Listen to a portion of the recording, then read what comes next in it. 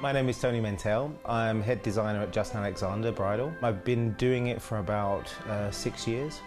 That's when we launched the collection, and it's a higher end bridal collection that we sell worldwide. The dresses are for a mid to upmarket collection. We use a lot of beautiful silks, Swarovski crystals. What we're really known for is that we have fantastic construction. We really work on the inside of the dresses and have really beautiful built-in corsets, and we're mainly known for our fit and our quality. This is another new dress from our newest range. This theme is more like a Josephine look. It's really perfect for a lovely summer romantic wedding. Beautiful detailing on the bust line, lovely with the three-dimensional flowers, which is also a big trend that's happening this season. This Empire line is great for girls who want to actually look longer as well. Also, it's perfect because of the way we've cut this, which is in a circular cut. Girls could be pregnant as well, which is also have another nice feeling of movement without being constrained. This is a silk chiffon over silk, and it has a beautiful fluid movement to it. So maybe you could do this a little twirl so we can see.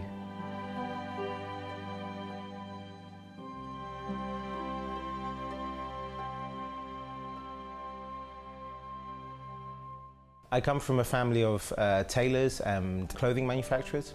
My aunt and uncle had a belt manufacturing business, and my uncle used to make stuff for Vivienne Westwood and John Galliano.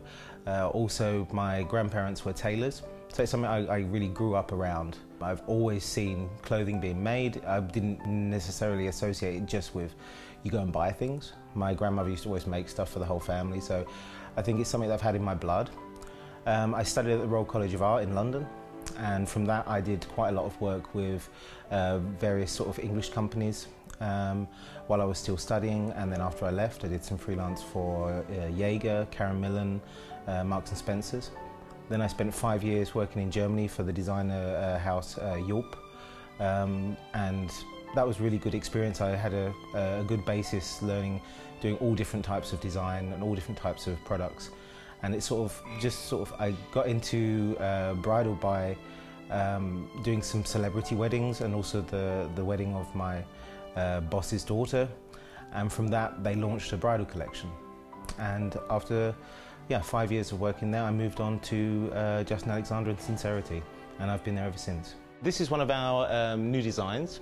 It's a T-length, but we also offer it in a long length for a more traditional bride. But one of the big trends that's happening at the moment is a sort of 50s couture look, heavily influenced by old Dior styles. Emphasis on the natural waist, so you see here, really makes you slim and then going out.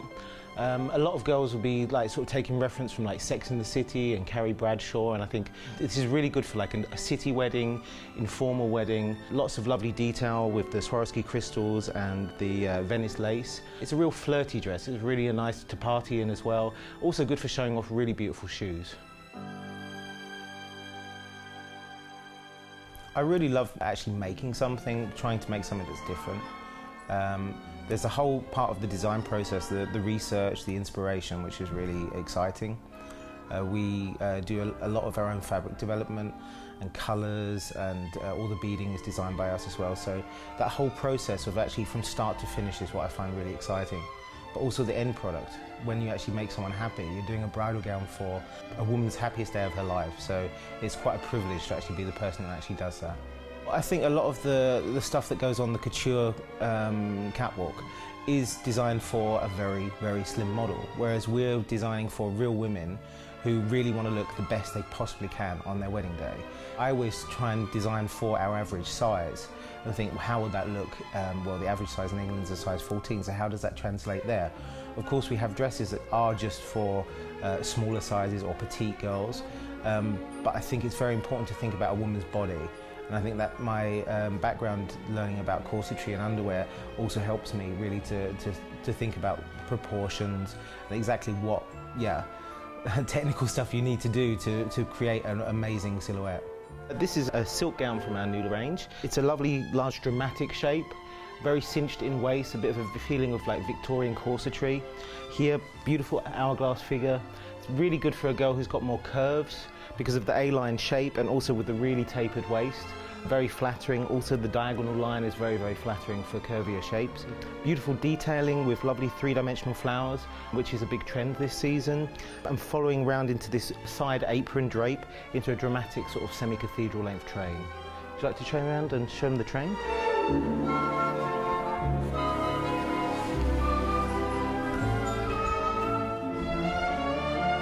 Another great feature of this dress is it has a hidden hook here which you can bustle, so for the evening you can dance the night away really easily, and the flowers all join up and makes a beautiful cascade at the back.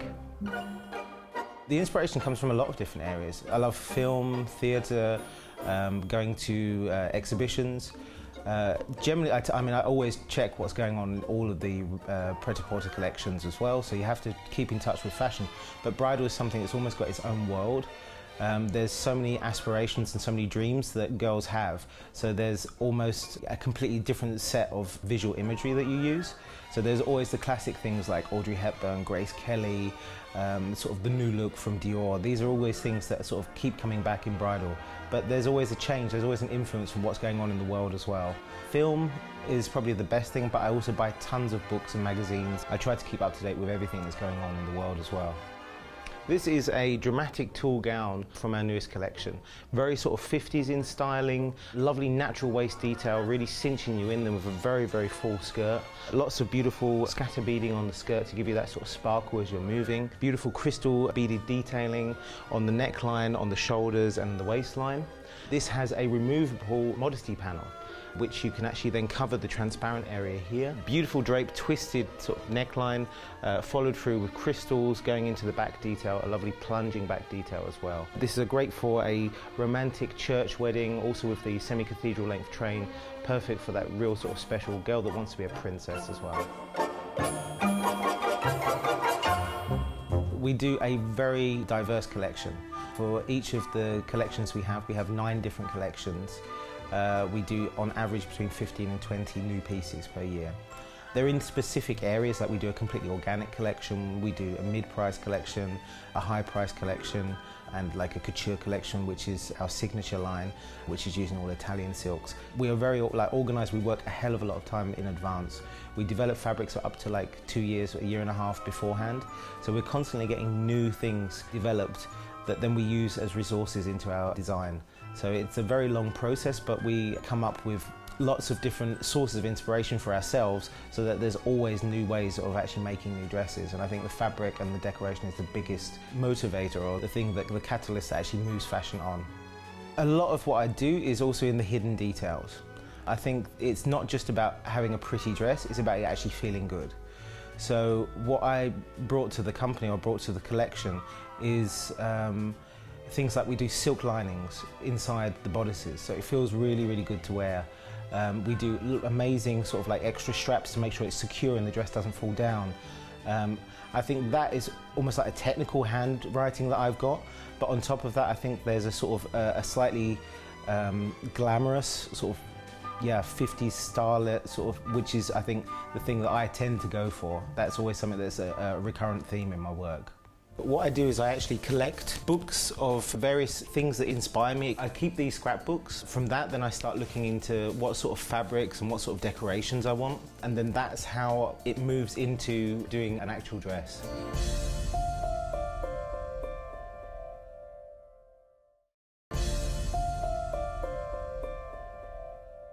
This is my mood board. What I do here is I gather lots of different inspiration. Old pictures from books and movie stills, different fabrics, flowers, all different things that will inspire me. Then I add to that with the different sketches that I do and start putting all the different beadings and the various sketches together. Try and keep an overview of it as well, so I can see like the feel of the collection, so I know which ones exactly need to go into production or not. Well, the fabric is the most integral and the most important part, because there's no way you can make a dress from a sketch if you don't know what fabric it's going to be. The most important part for me as a designer is to actually have an idea of what I'm going to make it of. So whether it's lace or in the beautiful silks and stuff, every fabric moves differently. So you have to take that into consideration into the designs you want to do. Generally I have like a theme for things that I'm looking for. So what I'm actually developing would be maybe like sort of 50s looking fabrics or laces that have a sort of Allenson feel or a chunkier feel, and then that will develop and influence completely what designs actually happen. And it's something that we work also very closely with our beading people, giving them inspiration beforehand, and then they come up with new ideas and new ways of doing it. Also we design a lot of our own embroideries and beadings, and then the placement of those and the placement of the different fabrics is what makes the design happen.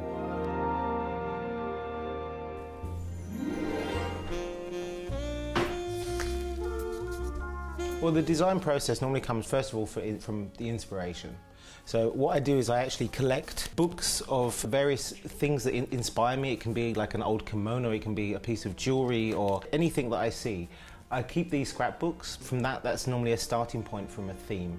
From that, then I start looking into what sort of fabrics and what sort of decorations I want, and then that's how it moves into doing an actual dress. I'll have maybe an idea of what silhouette, what sort of fabrics, and then I'll start sketching. I do actually normally small doodles first, get some ideas of what I want to actually sketch up, but for the pattern cutters I need to do really quite technical sketches. So I'll start off with basing them on an actual figure that's proportional, because the fashion drawing will actually extend the proportions. You're normally drawing like a 7-foot woman with Barbie doll proportions. So I tend to work really, really sort of technically so that the pattern cutters like me, really. So yeah, it'll go into sketch form, and then I'll give them exact references of which laces to use, which beads to use, or I'll even draw the beading as well. Then from that I send them off to our ateliers. I get feedback and more questions. Then I'll get photographs of basic prototypes. Then I'll go and visit the ateliers and see the first sort of half-finished gown and some more ideas on sort of beading and detailing. Then we give them about another month to work on them. Then we go back again with fit models, and then they try it on nearly finished to finished dresses. And from that we'll try them on and make sure that they actually work and feel good. And then we'll have another fitting about 2 months after that, also with our salespeople there, and then we get feedback from worldwide how we can change it or what really things they want for the markets as well. So it's a very long process. I mean, it's like a 6 months thing. Our company is actually quite famous for using colours. We do a whole range of dresses where we have like colour accents in them. I think it's nice to play with colours. Generally, I mean, I'd say 80% of what we sell is ivory. And we do sell white as well, but ivory tends to be the highest because also silk looks nicest in ivory. But we do a lot of warm accents, also like colours like platinum and some golds in there. That's the sort of the colour range we go to. We even do like sort of red dresses, and there's been quite a trend that we had last season, which was black, having sort of elements of black within the design. And I think it does make it more interesting, but not all brides are actually open to experiment with colour in their wedding. And so we always offer like an ivory or a white version of the same dress so that every girl can be catered for.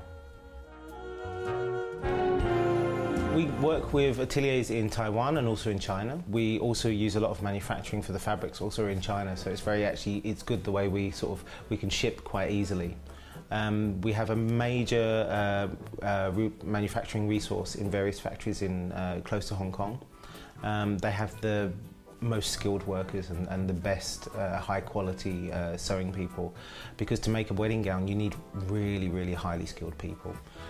But also the factories need to be impeccably clean because you're dealing with incredibly expensive Italian fabrics and stuff. So there's only actually a few factories that can deal with the sort of quality that we're after. So we have very, very loyal partnership with our factories and very good communication as well. And I visit them very frequently, and we communicate every day as well.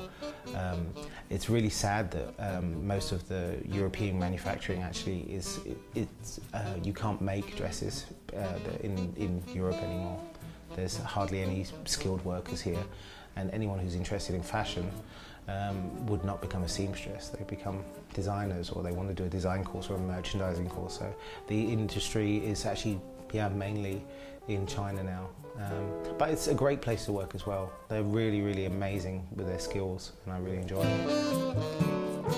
Wedding dresses have evolved. Generally the quality.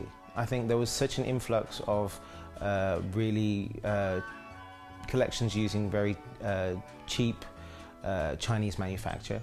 And I think that because there's been such a huge boom in how many collections are out there, that the people who want to be strong have to do something different. So what that comes from us is the construction and the fit and also the fabrics. But I think you have to look at what's out there. There's very much of the same sort of dresses out there. And I think in order to rather be a leader than a follower, you have to try and think of what is the different ways we can change. Bridal does develop, but not at the same pace as ready-to-wear. There's always trends and mini trends, but generally it's the classic idea of what a bridal dress will always stay, with various sort of variations on whatever is fashionable as well.